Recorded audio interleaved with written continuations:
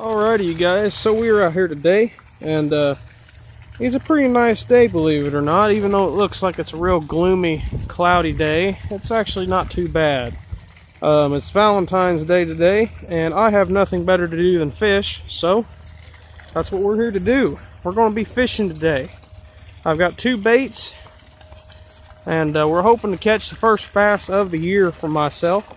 What a way to do it than on video and on Valentine's Day. That'd be a pretty nice thing. It'd be about the best thing that's ever happened to me on Valentine's Day, is to actually catch a fish. So we've got a 1/4 ounce green pumpkin purple jig with a green pumpkin magic flip out by Doc's Lure Company on the back. And my other rod, I have a black and blue Doc's Lure Company gator lizard, 7-inch lizard is just what I call it. We're also going to try to catch my first fish on a lizard also, so never caught a fish on a lizard. Real quick before y'all click off the video, if you've even made it to this point in the video, a lot of people like to watch for a second and then just leave. But if you have watched to this point, who do you have in the Daytona 500? Who do you want to win the Daytona 500? The duels are tonight, which I'm pretty excited for. I'm also pretty excited for that Jeff Gordon, Dale Earnhardt thing. That's going to be pretty cool to watch. But who do you have in the Daytona 500? I'm hoping Chase Elliott or Kyle Busch wins. My mom is a Kyle Busch fan. She used to be a Gordon fan, then Gordon retired. So, I like Kyle Busch if Chase Elliott can't win. But who are you pulling for in the Daytona 500? I don't even know if any of y'all watch NASCAR. So, I don't even know if any of y'all, if you guys watch NASCAR. A lot of people do, so I figured I'd ask that question before the Daytona 500 gets here.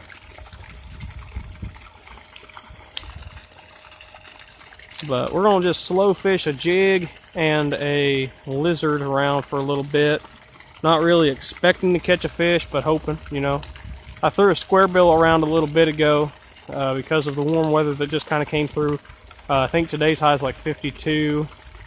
Then it starts getting colder. I'm hoping these fish might be able to know, you know, because if you guys know how deer are, when cold weather and bad weather starts coming, the deer start feeding. You'll see deer out in the middle of the field in like noon, 1 o'clock.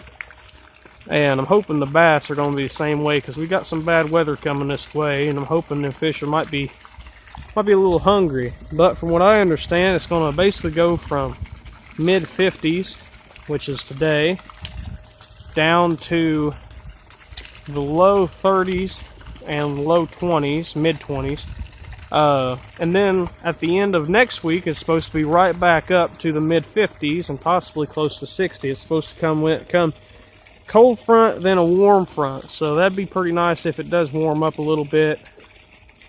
I don't know how hot it's supposed to get, but if it does get up to, you know, the mid-50s for a few days, that should, in theory, it should get the bite going a little bit. And that's what I'm hoping for. Also, if you look on my finger here, you're probably wondering why I got a piece of black tape. I've got two Band-Aids.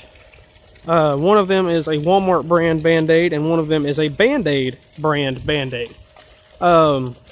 See, if you don't know this, I burnt my hand, probably about 3rd degree burns, maybe even worse, the other day. And, you know, not paying attention to what I'm doing. I burnt myself pretty bad. I've done it before right here on my middle finger. You might be able to see that mark right there. It's kind of hard to see now that it's healed up. I've done it before. I'll probably end up doing it again. But the Walmart brand Band-Aid has held up really nicely. Since I burned myself, I've only had to use 4. The Band-Aid brand Band-Aid, this is the first one because we ran out of the Walmarts. This is the first Band-Aid brand Band-Aid that I've ever used, and it was so junk. I've only had it on for about an hour, and I had to put a piece of black electrical tape on it because it kept falling off. So that kind of tells you there what cheap versus expensive gets you. You buy expensive stuff, you buy it for the name. You don't buy it for the quality, you buy it for the name. Oh yeah, look at all that soupy, nasty grass. I don't even know why I'm wasting my time up here. There ain't gonna be no fish up here. Watch I say that and I catch a 4-pounder on the next cast. That'd be pretty nice, but I doubt it's gonna happen.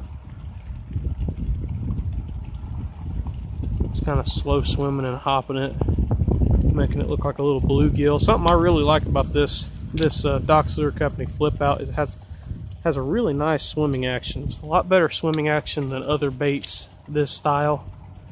A lot of other baits that are made in this style don't have much of a swimming action at all. But the flip out definitely does have a pretty good action, swimming action. And I like that a lot because you can put it on a jig and you can catch them swimming it, you can catch them hopping it, you can flip it, do a lot of things with the jig. Oh boy, that wind just came out of nowhere.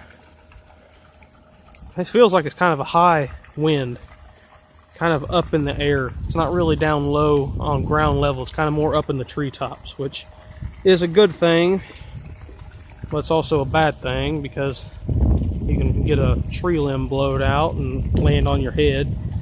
That'd be a bad thing, but for filming, you know, the wind won't mess you up as bad. But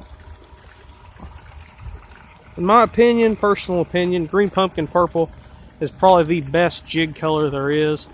I know a lot of people will disagree with that, especially some of those hardcore jig fishermen that love that black and blue. Me personally, just in my area, black and blue is not held up to the standards of what people say. Green pumpkin purple and green pumpkin orange is really the two main jig colors. You know, if it's you know, when I can throw a jig, if I can throw it, I'm going to go with one of those two colors more than likely. Unless I'm going, you know, super far out deep, then I'll go with like a big black and blue jig. But most of the time, I'll only catch smaller fish on those. Out real deep with the jig. When I'm fishing really out deep, I'll usually go with a big worm. If I'm not throwing a big old worm, I'm probably throwing a crankbait or a swim bait more than likely. Let's go ahead and put this guy here up. If you guys want to see what I'm throwing here, right there's what I'm throwing. You guys can see I've actually got the claws split there.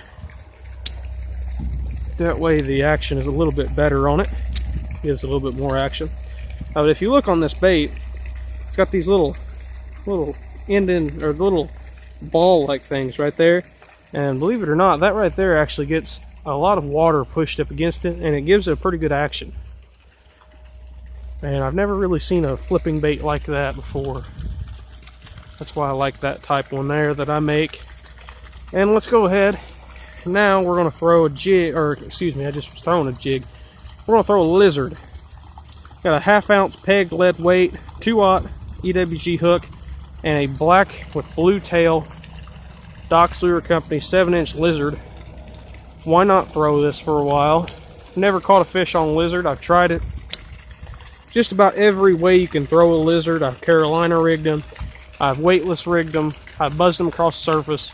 Even when the bass are smashing topwater baits, I wasn't able to get a bite on a lizard buzzing across the surface. I've dragged it on a Texas rig, I've dragged it on a shaky head, I've dragged them on Carolina rigs.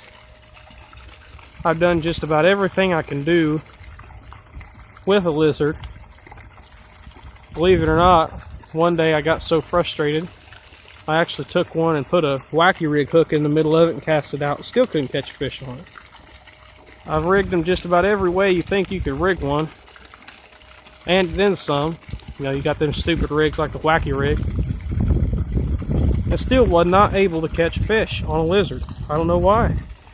Fish just don't hit lizards for me.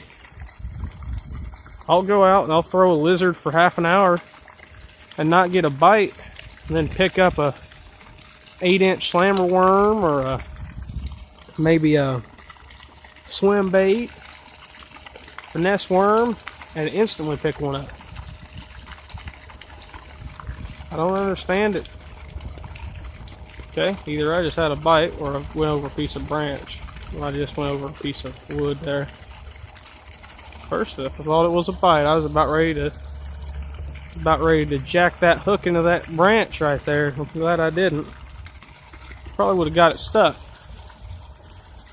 But since I started making this lizard here, this 7-inch lizard, I'm going to fish them a lot more. I'm going to try to catch a fish on a lizard this year. I've never done it in the almost 6 years of bass fishing. I've never caught a fish on a lizard, so I think it's about time to do so. And now, since I make one, it looks like a really good quality lizard too.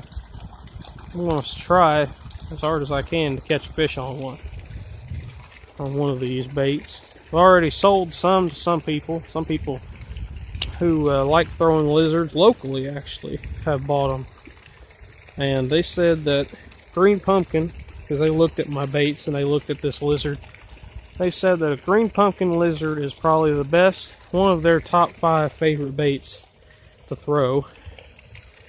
So, you know, maybe a green pumpkin lizard this summer during the, you know, the heat waves that come through, clear water and stuff. Maybe I'll throw a green pumpkin lizard a little bit. But they've always said that they like to throw them weightless. Just let it sink real slowly through the water. My dad, he's always told me that taking a weightless lizard and casting out and just let it sink real slow, and then once it gets to the bottom, you just kind of drag it straight up and let it sink back down. He's always said that that works for bass. I just never could catch one on it. There's very few lures in the bass fishing world that I have never caught a fish on. The lizard, the Alabama rig, and the buzzbait are the 3 that I've never caught a fish on. Now, I've had fish on with Alabama rig and a buzzbait, and they always came off. I'm not really worried about the buzzbait though, or the Alabama rig. Mainly the reason why I don't throw the Alabama rig much is we have a lot of grass that grows. Even in the wintertime, there's a lot of grass in certain areas, and it's kind of hard to get an Alabama rig through those type of areas. So I normally just kind of let the Alabama rig and the buzzbait sit. Most of the time when I'm topwater fishing, I don't throw moving baits like a buzzbait. The only moving topwater baits I really throw are a buzz frog, like a Doc's Lure Company pond hopper, or a bullfrog. And I'll probably throw this lizard topwater too.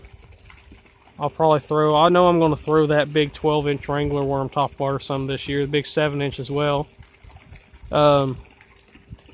But in my opinion, you know, I don't really throw a whole lot of fast-moving topwater baits, other than those, you know, the soft plastic buzz frogs and other soft plastics I like to buzz across the surface, like a grub or a ribbon tail worm, stuff like that, and a whopper plopper. That's pretty much the only moving baits that I really throw topwater wise, is a whopper plopper and a couple different select soft plastics.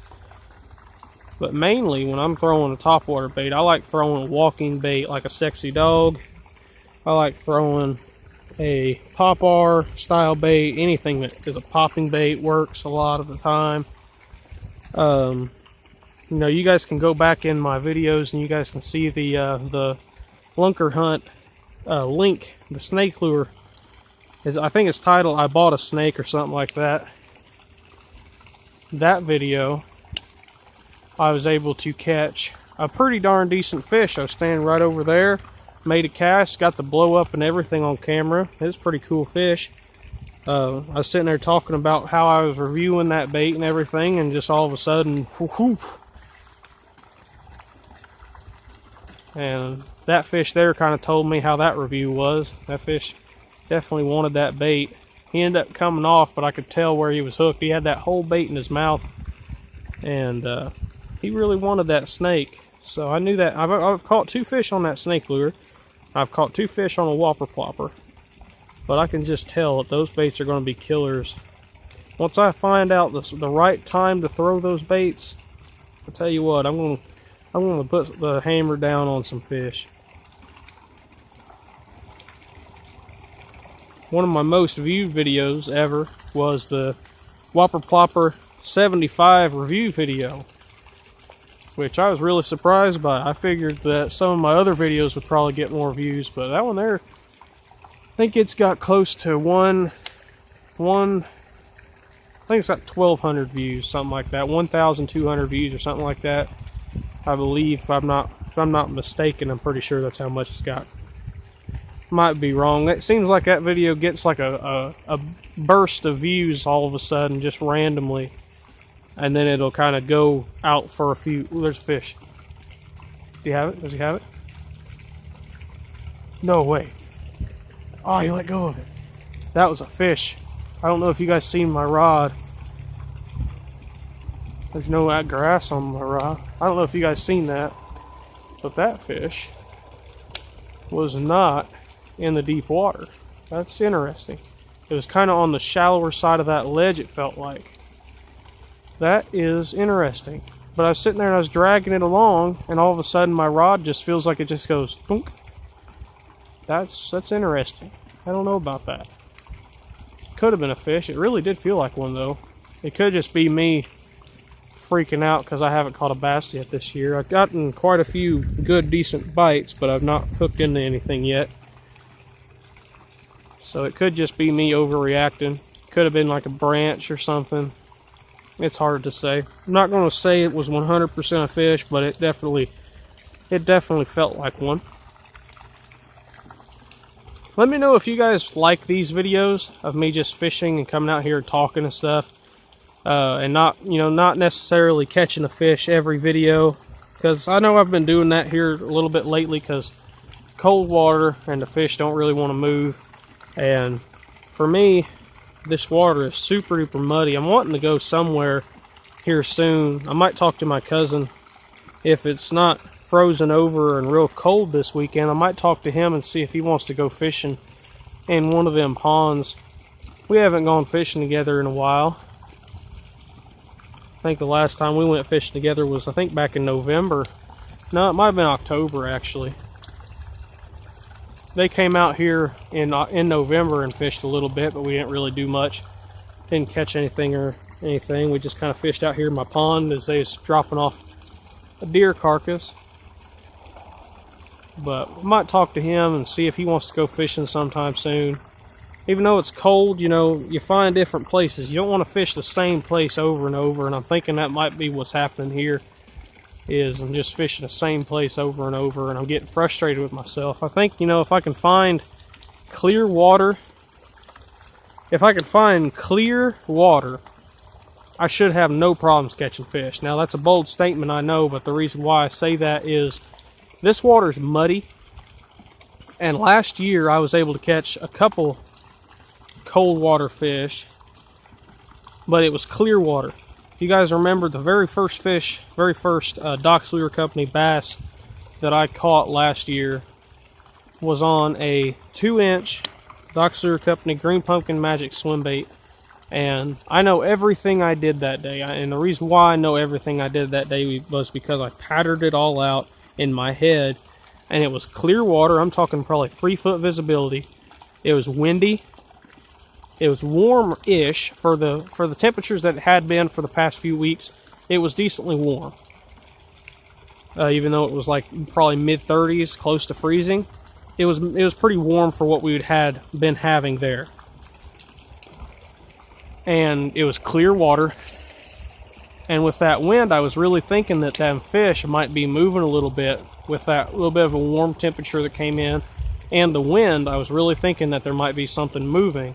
And I was able to pick up one fish that whole day, and it was on a Green Pumpkin Docks Lure Company 2-inch swim bait with a little jig head. I picked that fish up, casting it parallel to the bank in about 6 feet of water, and just reeling it, steadily reeling it. That's all I was doing, and I picked up that fish. And a couple other times last year, I picked up a few fish fishing in cold water, and it was clear water on finesse baits like drop shots and shaky heads and stuff. I picked up earlier this year when it was still cold. I picked up a couple fish and it was clear water. I picked up the very last bass I caught last year was in clear water. It was about the clearest the pond got for a couple days. It was about maybe 2 foot of visibility. I took Dock Sewer Company. If I remember right, it was a 4-inch ultra finesse worm. And it was either root beer or green pumpkin. And I put it on a small jig head, ultra finesse shaky head as I like to call it. Casted it out right out here. I was standing over there, cast it out right here, and that was the last bass I caught last year. And that was in mid-November, and the water was probably, I'd say, mid-30s, and the air temperature I know was below the 30s. So I also caught quite a few bluegill in super cold water this past year. So I do believe that if I can find a place that has clear water, I think I should be able to catch something. I think I might look on the weather and stuff. Look around on the weather. And if the weather looks like it could hold out, I might talk to my cousin and see if he wants to go fishing this weekend. And if he does, then I'll definitely be taking the camera. And if it's clear water, then I do believe I'll probably be able to catch something. I think that I'll focus a lot with drop shots. Drop shots and small swim baits are definitely going to be number 1 and number 2, and possibly something like a Dock Sewer Company 2-inch DS minnow on a cork, maybe for crappie or panfish, or maybe just jigging it down along the bottom really slow. Could possibly catch one as well. But if you guys, I kind of got sidetracked there, but if you guys like these videos of me just coming out here and talking and, you know, not catching fish, because it's getting to be a kind of a pattern here on my channel of me not really catching any fish, and I do apologize for that. It's really just, it's two things. It's cold and muddy water. That's the two things. If it was clear water, I guarantee you I'd be catching fish probably every video. But since it's muddy water, cold muddy water is some of the hardest water to fish. It really is. You can ask anyone, professional anglers, you can ask weekend warriors, you ask anybody, no matter if they're pan fishermen, bass fishermen, musky fishermen, tarpon fishermen, it doesn't matter. Cold muddy water is the hardest water to fish, because the fish, not only do they want to move really slow, but it's hard for them to see. And you have to pretty much get that bait like inches from their nose. And depending on how muddy your water is, sometimes you have to get it less than an inch from their nose to where they can see it and not have to move too fast to grab it, you know. And in a place like this where the bass could be anywhere, they could be, you know, possibly up in that brush pile, they could be down in this little brush pile, they could be by the cinder block. There's a couple random sticks out in the water that you kind of just have to get lucky to find. It's hard to find, it's not hard to figure out where they are. So if you do like these videos, let me know down in the comments or leave a like, doesn't matter to me. But just let me know if you do like these videos, or if you think that I should stop doing these videos and just make videos where I catch fish. Because, I mean, I kind of wanted to make more realistic videos. You know, if I don't catch fish, then I don't catch fish, whatever. Wait, what is that? What in the world? That's a weird looking stick. It's like red and white. I've never seen a stick like that before. Huh, that's weird. Anyway, thought it might have been a crawfish there for a second. I was going to say, if it is, I'm going to pick up a jig and go to town now, but it wasn't. But if you guys do like these videos, let me know. If you don't, also let me know, because I want to figure out if I should continue making these short little videos of me just kind of coming out here and talking, or if I should just cut it off and, you know, only fish if I catch fish, you know, only post those videos and everything. I think that posting these type of videos kind of give you guys more of a perspective of how hard it really is to catch fish around here, especially. You know, I keep seeing pictures on Facebook and Google of these people catching 10-pounders on frogs and all that crap. I know, who was that? Gary Klein caught like a 10-pounder, 13-pounder actually. He caught a 13-pounder in Texas on a drop shot with like 6-pound line and 30 feet of water. That's crazy to me. I know Rick Clunn, he caught like 2 9-pound fish I think he was in Florida when he caught those 2 fish. He caught 2 9-pound fish in the last day of a tournament. That was pretty awesome. Lake Conroe's been on fire with the Major League Fishing tournaments. Who was that? I think that was Andy Montgomery. Who was that? Was it Andy Montgomery that caught that 9? I think it was like a 9.6 with like less than a second to go at the very end of the tournament. That was an insane catch. I found that on Facebook. That was a really cool catch. I want to say it was Andy Montgomery, but I don't really remember. I might be wrong. I'm pretty sure it was a Strike King guy. But like I said, if you guys like these videos, let me know. If you don't, let me know as well. I think I'm going to go ahead and cut it off here. Just kind of continue fishing around and hoping for a bite. If I do catch one, I'll make a short little clip of a video and show you guys the fish. Thanks for watching. Bye.